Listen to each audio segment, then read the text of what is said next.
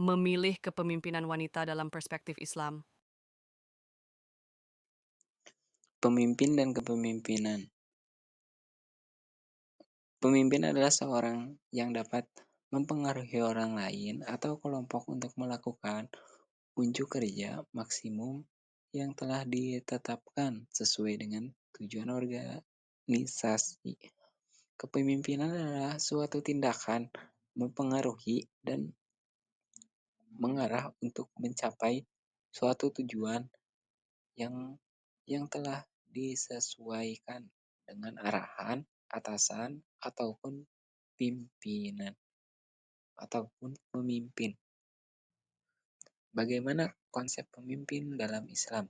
Dalam Al-Quran, ingatlah ketika Tuhanmu berfirman kepada para malaikat, sesungguhnya aku hendak menjadikan seorang khalifah di muka bumi. Mereka berkata, mengapa engkau hendak menjadikan khalifah di muka bumi itu orang yang akan membuat kerusakan padanya dan menumpahkan darah? Padahal kami senantiasa bertasbih dengan memuji Engkau dan mensucikan Engkau. Tuhan berfirman, sesungguhnya aku mengetahui apa yang tidak kamu ketahui. Quran Surat Al-Baqarah ayat 30. Bagaimana konsep pemimpin dalam Islam? Dalam Al-Quran, kata imam terulang sebanyak 7 kali dan kata aimah terulang 5 kali. Kata imam dalam Al-Quran mempunyai beberapa arti, yaitu nabi, pedoman, kitab, jalan lurus, dan pemimpin. Adapun ayat-ayat yang menunjukkan istilah imam antara lain dalam Quran Surat Al-Furqan ayat 74 yang artinya, dan orang-orang yang berkata, ya Tuhan kami, anugerahkanlah kepada kami istri-istri kami dan keturunan kami sebagai penyenang hati, dan jadikanlah kami imam bagi orang-orang yang bertakwa. Bagaimana konsep pemimpin dalam Islam? Prinsip-prinsip kepemimpinan. Sidik yang artinya benar, amanah yang artinya penuh tanggung jawab, dan tabligh menyampaikan yang harus disampaikan. Lalu pendapat ulama yang melarang pemimpin wanita. Kami mengambil penggalan ayat dari surat Yusuf ayat 109 yang artinya, kami tidak mengutus sebelum kamu, melainkan orang laki-laki yang kami berikan wahyu kepadanya di antara penduduk negeri. Nah, tujuannya sebetulnya yaitu pada saat zaman itu Islam sangat digencar-gencarkan ke seluruh negeri. Makanya yang diutus pada saat itu yang menjadi nabi dan rasul yaitu laki-laki.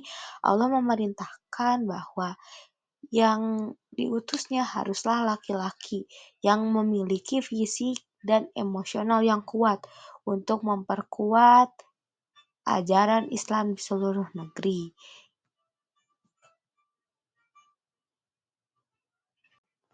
Lalu pendapat para ulama yang memperbolehkan pemimpin wanita. Kami mengambil surat dari Al-An'am ayat ke-23 yang artinya, sesungguhnya aku mendapati seorang wanita yang memerintah mereka dan dia dianugerahi segala sesuatu serta memiliki singgasana yang besar. Sebetulnya arti dari penggalan ayat tersebut menceritakan tentang seorang ratu di kerajaan Saba, yaitu Ratu Balqis.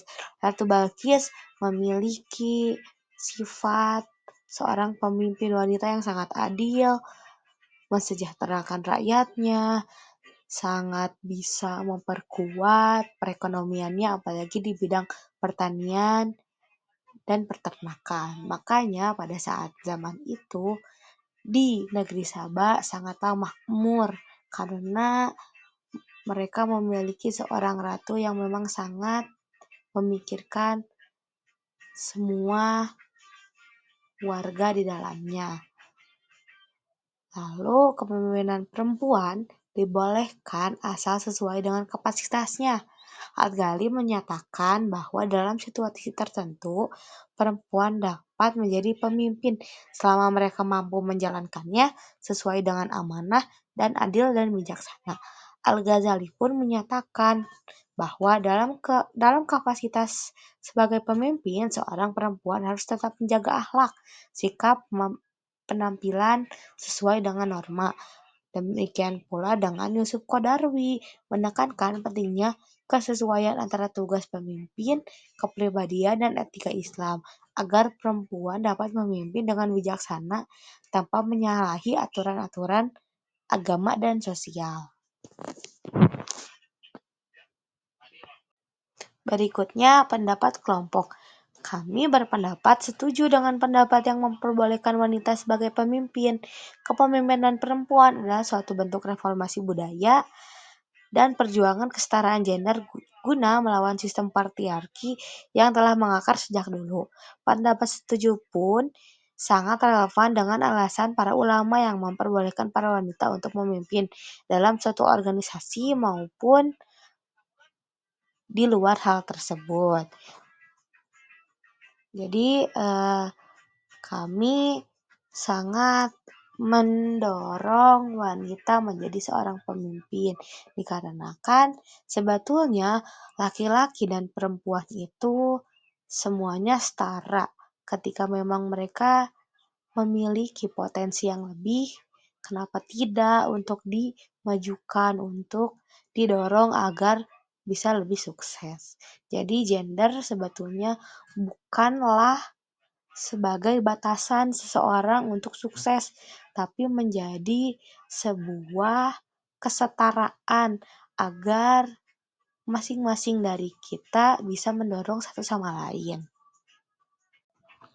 Nah, lalu berikut adalah beberapa faktor yang memperkuat kami mengapa harus memilih wanita menjadi seorang pemimpin.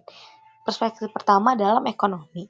Perspektif dalam ekonomi ini di dalam sebuah lowongan pekerjaan atau pekerjaan, sekarang wanita sangat mendominasi. Dan di kiri saya digambar dalam artikel Good Stage terlihat bahwa ini adalah sebuah gambaran di negara-negara yang memiliki catatan wanita sebagai pekerja atau sebagai pemimpin dalam sebuah kantornya. Terlihat di beberapa negara wanita sangat mendominasi, malah memang hampir 50% ke atas bahwa wanita itu memang masih aktif dalam bekerja. Jadi wanita pun untuk saat ini bisa mendorong perekonomian keluarga maupun negaranya. Yang kedua, menurut antropologi, Islam tidak melarang perempuan menjadi pemimpin sepanjang tidak mengganggu peran utamanya, yaitu sebagai istri dan ibu. Dengan demikian, secara fungsional, Islam dengan jelas memposisikan wanita dalam struktur sosial tanpa diskriminasi terhadap laki-laki. Jadi sebetulnya menurut antropologi ini, khususnya dalam Islam sebetulnya tidak mendiskriminasi laki-laki maupun perempuan. Tapi ketika perempuan menjadi seorang yang memang aktif dalam kepemimpinan, selagi dia tidak mengganggu peran utamanya menjadi ibu dan istri, itu tidak akan mengganggu apapun. Jadi sesuai dengan syariat Islam, balik lagi. Tidak apa-apa seorang perempuan atau seorang ibu atau seorang istri menjadi pemimpin asalkan harus sesuai dengan syariat Islamnya. Nah, lalu kepemimpinan perempuan dalam sejarah Indonesia bukan masalah baru, tetapi mengapa kini dipermasalahkan dan ajaran agama Islam digunakan sebagai alat penolakan kepemimpinan perempuan. Namun dampak pendekatan ini belum membuahkan hasil. Sebetulnya dalam contoh-contoh seperti cover pada saat pembukaan bisa dilihat bahwa sebelum Indonesia merdeka ada beberapa tokoh pemimpin wanita yaitu seperti R.A. Kartini, Cut Nyadin yang memang mereka memperjuangkan hak mereka dalam segi pendidikan dan kemerdekaan Indonesia. Jadi harus patut diacungi jempol untuk para tokoh-tokoh yang memperjuangkan wanita, pendidikan, dan kebebasan negara agar tidak dijajah oleh orang lain. Nah, menurut perspektif psikologi, menurut teori nature, perbedaan peran perempuan dan laki-laki bersifat kodrati atau nature. Menurut teori ini, anatomi biologi perempuan yang berbeda dengan laki-laki menjadi faktor utama dalam penentuan peran sosial. Menurut teori nature, perbedaan perempuan dan laki-laki tidak ditentukan oleh faktor biologis, melainkan konstruksi oleh masyarakat. Teori ini banyak nilai bias terjadi dalam masyarakat disebabkan oleh faktor biologis, meski sesungguhnya tidak lain hanyalah produk budaya masyarakat atau sosiokultural. Sebetulnya dalam perspektif ini sangat ketertarikan dengan kodrat, atau kalau wanita itu memiliki kodratnya sebagai seorang ibu, istri, dan hamil sebetulnya. Kalau kodratnya laki-laki menjadi seorang pemimpin, menafkahi keluarganya.